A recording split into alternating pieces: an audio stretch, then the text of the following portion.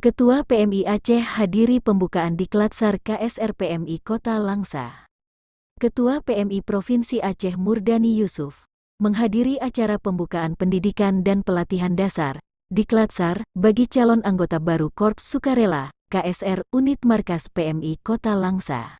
Dalam sambutannya, Ketua PMI Aceh mengapresiasi kinerja Ketua PMI Kota Langsa yang telah melaksanakan konsolidasi organisasi dengan baik dengan melaksanakan Diklat-Sar KSR Unit Markas PMI Kota Langsa.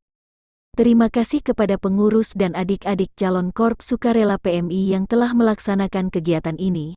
Semoga calon anggota KSR setelah mengikuti Diklat dapat mengaplikasikan ilmunya untuk misi kemanusiaan, tutur Murdani.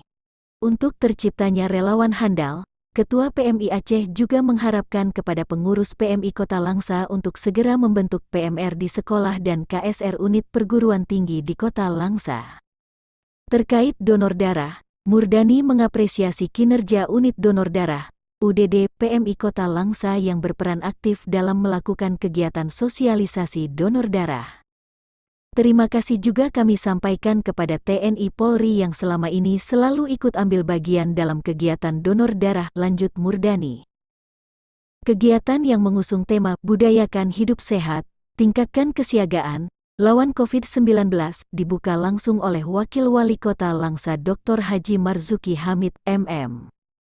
Kegiatan Diklat-Sar ini dilaksanakan di Markas PMI Kota Langsa mulai tanggal 18 sampai dengan tanggal 26 Juni tahun 2021. Diklat-Sar ini diikuti 30 peserta.